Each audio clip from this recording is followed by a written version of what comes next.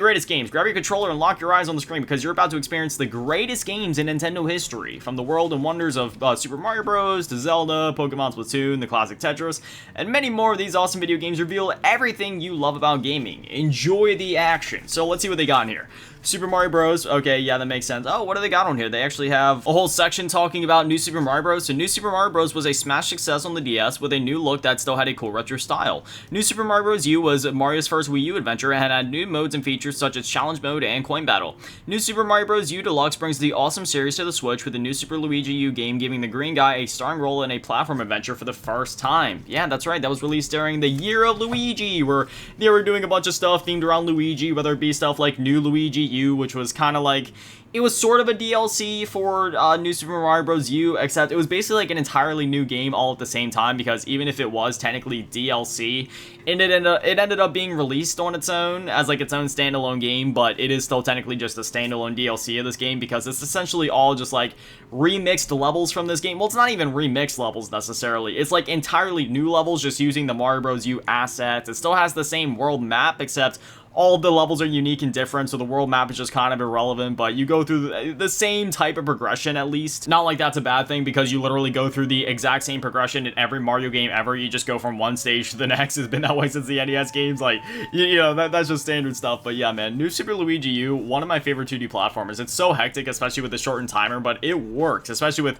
Luigi's more, what do you want to call it, like frantic nature, where he's always just kind of like scared. I mean, that's part of why Luigi's Mansion had so much charm, just because obviously Luigi, he's a bit of a scaredy cat goofball, so seeing him get all scared when he's like hunting ghosts and stuff like that is really cool. But then seeing a game like New Luigi U, where he's running, he's panicked the whole time, his feet are fluttering, the timer's going down, the music's all hectic, giving you anxiety in real life and in the game, it works so well. Super Mario 3D World, we already talked about that, one of my favorite 3D platformers, and one of my favorite 3D Mario games. I don't know, it's hard for me to pick a favorite 3D Mario game, but honestly, if I had to pick just one, I know it's a controversial take, but I think I would have to go with Super Mario 3D World. I know it's not your typical, you know, like 3D Mario game, because when you think of 3D Mario, you have your Mario 64s, and then you have your 2D games that are more like stage-based, like the original Super Mario Bros. Or New Super Mario Bros. U.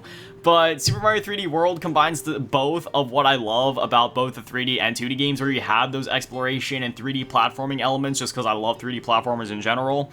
But then you also have the 2D linear, well, not even linear stage progression, because you can choose what level you're going to do next on the overworld map. You know, you can like, usually you'll have at least two options, if not more, as to what level you're going to do next. You can go back and do certain stages to get more stars, to open up more secrets, and advance through the game. So there's still some non-linearity like you would expect from a 3D Mario game, while still retaining the 2D linearity to it. You know what I mean? It's kind of hard to explain into words, but you know what I'm trying to say. You gotta love that ADHD, man. It's like, I know what I'm trying to say, but sometimes I just have trouble saying it. You know what I mean? But hopefully that makes sense. It just combines both of what I love about the 2D and the 3D games, of course. Next up, we got Mario Party, as we discussed before, playing that game on the N64. Guaranteed to literally drill a hole in your hand. Super Mario Odyssey, that is an obvious pick right there. Super Mario Odyssey, absolutely fantastic 3D platformer. Luigi's Mansion, we also already covered that. Love that game and its sequels. Mario Kart, starting out life on the Super Nintendo with Super Mario Kart. I have so much nostalgia for that one too. You know, split screening that game with my mom back in the day. So many fond memories with the Super Nintendo Super Mario Kart, and then obviously with other games like Mario Kart DS that I've easily put thousands of hours into, man. I love Mario Kart DS.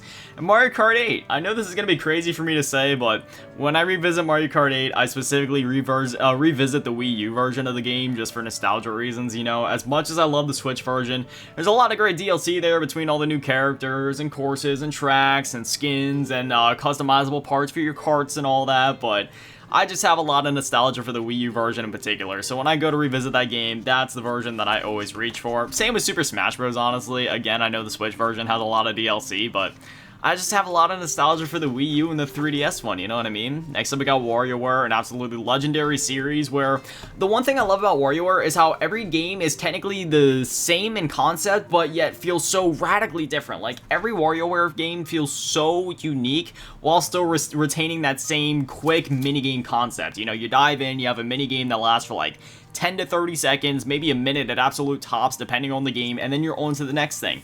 Yet despite that, every game has its own theme, has its own gimmick, depending on the hardware it was released for, or the minigames still find a way to be hectic while not being overwhelming. It's just, I don't know, man, there's something about WarioWare where it has always struck that perfect balance between being kind of stressful yet still fun, so it's not, you know, stressful enough to not be fun, but it's just that fun kind of tenseness, you know what I mean? I love WarioWare. It's also great for a guy like me that doesn't necessarily like playing with people or just doesn't necessarily like being around people in general. You know, I spend 99% of my time alone just because I'm happier when I'm by myself.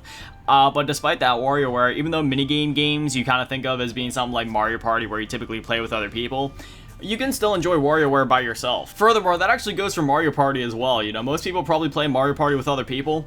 I play all the Mario Party games by myself, and I just have fun playing against the AI just because I enjoy that, you know, like the board game aesthetic of the game where, you know, you're like rolling the dice, doing certain things, playing through different mini games, trying to see who's gonna win. I'm just, you know, even playing by myself against the computer, I have so much fun doing that because, again, I don't know, I'm not a people person. Nowadays, I'm so much happier when I'm by myself. Anytime I'm around somebody or in a situation where I have to be around somebody or talking to somebody, I'm just looking for a way to get out of the situation ASAP, you know what I mean? Next up, we got Donkey Kong talking about the arcade games as well as the, obviously, like the Donkey Kong Country games, and then you have games like Returns and Tropical Freeze. Tropical Freeze is easily one of the best 2D platformers of all time. That game is absolutely beautiful. It's just challenging enough. It's such a good game. If you have not played Tropical Freeze, do yourself a favor, play that, and then also pick up Returns when it drops this January. And then if you have a Nintendo Switch, more likely than not, you have Nintendo Switch Online, so make sure to hop on the SNES app and play through the Donkey Kong Country games as well. And then also make sure to hop over to the Game Boy so you can play the Donkey Kong Land games, because those games are absolutely fantastic as well. Donkey Kong Land 2 and 3 try to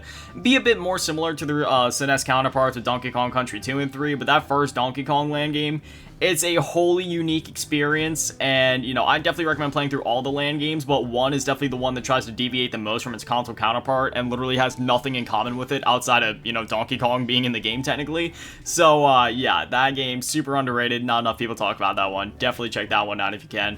Next up, we got Yoshi's Island. The Yoshi games are obviously fantastic. Animal Crossing, again, fantastic. Super chill games. You literally can't go wrong with any entry of Animal Crossing. Whether you play, you know, like New Horizons or New League, for you go back to even the first one on GameCube, you can't go wrong with any of them. I know some people are going to be like, oh, the first one's actually N64, you know, because, like, you know, the Japanese version, but I'm talking in the States, we didn't get it until the GameCube, so, yeah, you can't go wrong with literally any version of the Animal Crossing games. Like, they're all fantastic.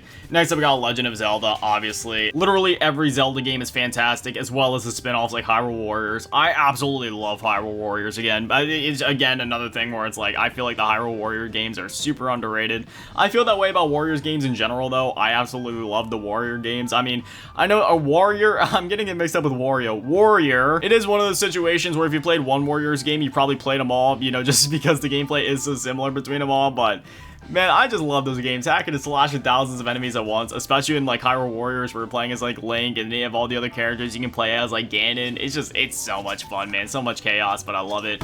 Next up, then we got Pokemon and Splatoon, of course. Kirby and the Forgotten Land, Kirby's first official 3D platformer. Such an absolute masterpiece of a game. Love that game to death.